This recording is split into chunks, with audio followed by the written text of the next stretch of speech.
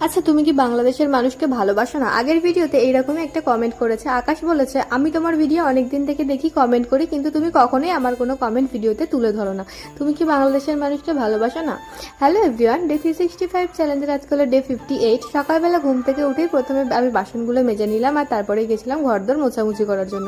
পুরো ওপর থেকে নিচে অবধি এখন ঘরগুলো মুছতে হয়, আগের দিন তো তোমাদেরকে বলেইছিলাম। সেগুলো মোছামুছি করে এখন গেছিলাম স্নানে। আর আজকে ছিল শ্যাম্পু করার দিন, মানে চুলটা ভীষণ পরিমাণে নোংরা হয়েছিল, কিন্তু অনেকদিন হলো চুলে ভালো করে তেল মাখা হয় না। এমনি শ্যাম্পুটা করে এলাম, আর তারপরে গেলাম পুজোর জন্য। আগের দিন এই দুটো কৌটো কিনে এনেছিলাম এখানে রাখার জন্য, মানে ঠাকুর ঘরে কিছু জিনিস রাখবো সেই কারণে।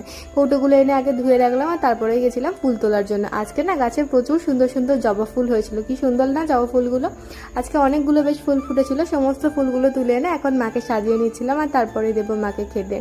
আগে আমি যখন ঘুম থেকে উঠতাম, ঘুম থেকে ওঠার পরে এই ঘর মুছে বাসন মেজে আবার শুয়ে পড়তাম, কারণ আমি বলেছিলাম আমি 7:30 8টা থেকে আমার কোনো কাজ থাকে না, তাই আবার 10টার দিকে ঘুম থেকে উঠতাম। এখন কিন্তু আর সেটা হয় না, কারণ আমি সেই যে সকালবেলা একবার 6:30টায় উঠি, তারপরে সমস্ত ঘরদোর মোছামুছি পরিষ্কার করে স্নান টান করতে করতে 8টা বেজে যায়। আর তারপরে পুজো করতে করতে 9টা 9:30, পুজো করতে প্রায় 1-1.5 ঘন্টা সময় লাগে আমার। এখন অয়ন বেরিয়ে গেল কাজে, আর আমি চলে এসেছিলাম রান্না বসানোর জন্য।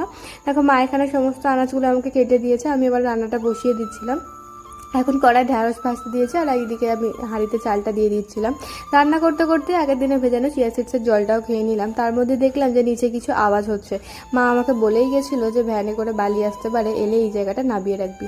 আমি তাই ওপর থেকে বলে দিলাম যে এইখানটাই নাবিয়ে রাখো। আর আমার খুব খিদে পাচ্ছিল, তাই ভাবলাম একটা কেক খাই। সেই কেকটাই এখন সেটা ভাজতে দিয়ে গেছিলাম দেখতে। এখন এসে আলু বেগুন এগুলো দিয়ে দিলাম। উচ্ছে আলু বড়ি দিয়ে তরকারিটা বেশ খেতে কিন্তু ভালোই লাগে। আর আমি আজকে রান্না করছিলাম কাঁচা লঙ্কা দিয়ে, কারণ গুঁড়ো লঙ্কার তরকারি খুব একটা খেতে সবাই পছন্দ করে না।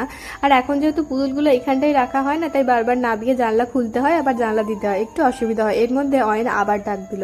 আমি যেতে ভীষণ বিরক্ত হচ্ছিলাম, কারণ আমি বিছানা গোছাচ্ছিলাম বলে, কিন্তু দেখলাম ও আমার জন্য একটা ডাব নিয়ে এসছে। আগের দিন যখন পুজোর সময় ডাবগুলো আনা হয়েছিল, সেই ডাবগুলো ও আর ভাই দুজনে মিলে খেয়েছিল। আমার খেতে ইচ্ছা করছিল, কিন্তু পুজোর জিনিস যেহেতু আমাকে খেতে নেই, মা বলেছে না মেয়েদের খেতে নেই, সেই জন্য আমার খেতে ইচ্ছা করার জন্য ও পরের দিন খুঁজতে গেছিল, কিন্তু খুঁজে পাইনি। আজকে দেখতে পেয়ে সেটা নিয়ে এসেছিল, সেটাও খেয়ে নিলাম। আর আবার এসে বিছানাগুলো ঠিক করে নিচ্ছিলাম। আর এই পুতুলগুলো এখানে সাজিয়ে রাখতে গেলে বারবার পড়ে যাচ্ছিল। অনেকক্ষণ ধরে এ করার পরে তারপরে ঠিক করে রাখলাম। সকালে ঘরদোর একবার মুছেছিলাম, কিন্তু তাও আবার একবার ঝাঁট দিতে হলো। বিছানা গোছানোর পরে অনেকটা ধুলো হয়ে গেছিলো। অনেকদিন পরে আজকে আবার শাক রান্না হয়েছে, মানে শাক তো আগে তোমরা দেখতে ডেলি রান্না করতাম। এই যে শাকের তরকারি, মাছের ঝাল, আগের দিনের একটু সয়াবিন আলুর তরকারি ছিল, সেটাও গরম করে নিয়েছিলাম, ডাল, এখানে ঢ্যাঁড়স ভাজা, আর উচ্ছে আলু বড়ি দিয়ে এই দেখো তরকারি কাঁচা লঙ্কা দিয়ে করেছিলাম। তারপরে সমস্ত রান্না কমপ্লিট করে এখন কিছু বাসন কোসন ছিল, সেগুলোই মেজে নিলাম। আর মেজে নেওয়ার পরে এখানে আবার খাওয়া ছাড়া আর কোনো কাজ নেই, মানে আমার রান্না করার পরে ভীষণ খিদে